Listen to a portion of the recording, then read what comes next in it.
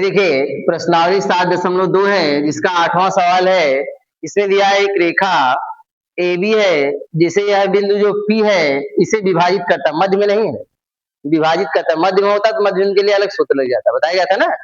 यह इसे विभाजित करता है। मान लेते हैं इसका निर्देशांक XY है, XY की आपको वैल्यू ज्ञात करनी है और इस A का निर्देशांक दिया हुआ है आपकी किताब में।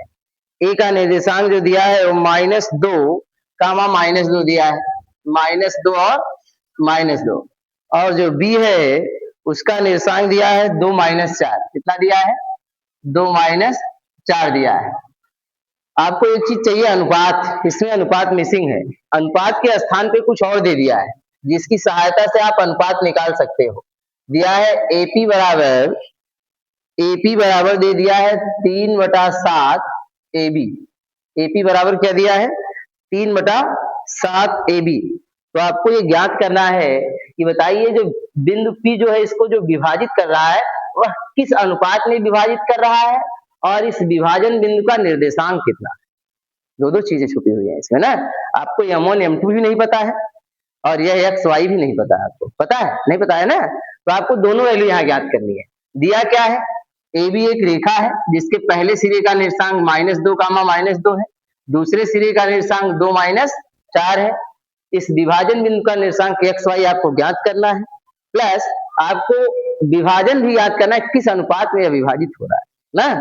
तो M1 M2 भी आपको ज्ञात करना है। तो जो एक यहाँ पे पैटर्न ये जो दिया है इसकी सहायता से हम M1 M2 निकाल सकते हैं। कैसे निकालेंगे?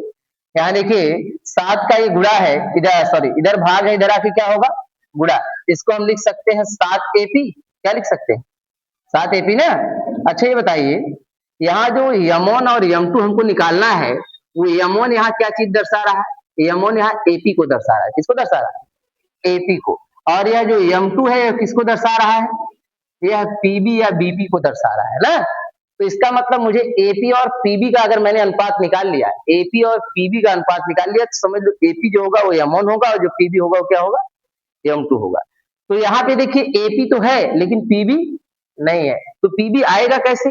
यहाँ 3 बचा हुआ है, 7 का लाख इधर गुणा कर दिया। यह देखिए AB एक बड़ी रेखा है। AB क्या है? बड़ी रेखा। यह P इसे 2 भागों में बांट रहा है ना। छोटा बड़ा हो जो भी हो लेकिन 2 भागों में क्या कर रहा है? बांट रहा है। तो इसे हम इस AB को हम लिखेंगे AP प्लस PB। लिख सकते हैं कि नहीं लिख सकते? तो इसको हम लिखेंगे यहाँ पर AP प्लस क्या? PB। क्या लिखेंगे? AP प्लस PB है। यह AB रेखा, इसके 2 पार्ट है, एक AP है और एक क्या है? PB। इन दोनों को जोड़ेंगे तब भी यही AB आएगा, इसमें और इसमें कोई अंतर नहीं है। अब देखिए हमें जरूरत AP और PB की है। AP और PB इसमें आ भी रहा है ना। इसे थोड़ा और सरल करते हैं। ये 7 AP है बराबर 3 का AP में गुणा करेंगे 3 AP हो जाएगा और 3 का PB में गुणा करेंगे कितना हो जाएगा? 3 PB हो गया। AP को एक साइड कर लो, M1 को एक साइड करते थे ना, M2 को एक साइड करते थे। तो M1 है AP क्या है? M1 है, इसको एक साइड करो। ये 7 AP और ये 3 इधर आएगा -3 AP हो जाएगा इक्वल क्या? 3 PB। यही बच रहा है ना। अब देखो 7 में से 3 घटाओगे तो कितना आ जाएगा? 4 AP आ गया बराबर 3 PB।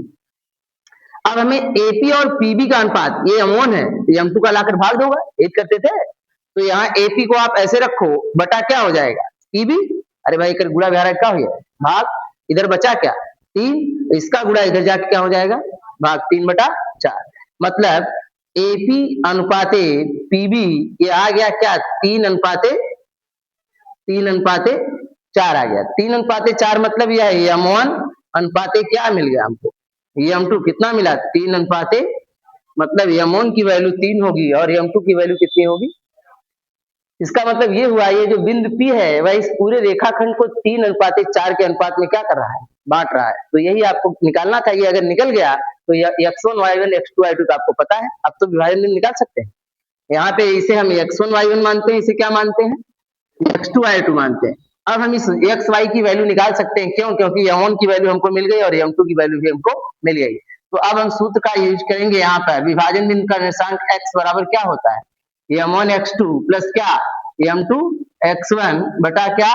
M1 plus M2। मान रखिए इसमें X बराबर M1 का मान 3 है। M1 कितना है? 3 है इंटू X2 कितना है? 2 है। M2 कितना है? 4 है। X1 कितना है? -2 है और बटा m1 प्लस m2 मतलब 3 प्लस क्या 4 x बराबर ये 3 दूना और ये देखा प्लस माइनस माइनस हो गया 4 दूना 8 और 4 3 7 इसे आप घटाओगे 8 से 6 गए कितना -2/7 तो x का मान आ गया -2/7 ऐसे y निकालिए y बराबर क्या होता है m1 y2 प्लस क्या m2 y1 बटा क्या होता है m1 प्लस m2 m1 का मान वही 3 रखेंगे इंटू y2 कितना है -4 प्लस m2 4 है y1 कितना है -2 बटा m1 प्लस m2 इसको आप ऐसे रखिए। अब देखिए इसका गुणा करेंगे आप तो गुणा करेंगे यहाँ 3 चौक 12 -12 4 दूना 8 प्लस माइनस -8 होगा और ये 3 प्लस क्या 4 तो यहाँ मान नहीं रखा मैंने 3 प्लस 4 तो ये 4 3 कितना हो जाएगा 4 3 यहाँ 7 हो गया। अब इसको जोड़ो 12 8 कितना हो जाएगा 20 -20/7 तो P का निर्देशांक आपको मिल गया। P का निर्देशांक आपने पाया कितना -2/7 और कितना -20/7 और m1 और m2 आपने कितना पाया 3:4 यह जो बिंदु P है वह इस रेखा को 3:4 में बांट रहा है और यह बिंदु जो विभाजित कर रहा है इसका निर्देशांक कितना है -2/7 और -20/7 समझ में आया।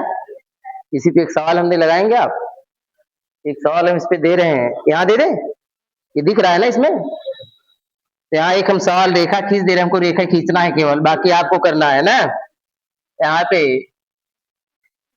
एक रेखा खींच के मैं दे रहा हूँ एकदम सेम चित्र ही दे रहा हूँ। हाँ नोट करना है अभी रुक जाइए थोड़ा सा देख लीजिए उसके बाद नोट करिए। यहाँ पे इसका निर्देशांक मैं -3 का -5 दे रहा हूँ ये x y जैसे वैसे रखना और ये दे रहा हूँ 4 का -7 और AP बराबर ये जो अनुपात दिया है इसे मैं चेंज कर दे रहा हूँ यहाँ पे दे रहा हूँ AP बराबर जो अनुपात दे रहे हैं ये 4/5 4/5 नहीं बल्कि 9 लिख लो 4/9 AB 4/9 AB लगाना है आपको सेम प्रोसेस ना केवल निर्देशांक बदले गए हैं और ये अनुपात बदला गया है ना लगाना आपको ऐसे ही।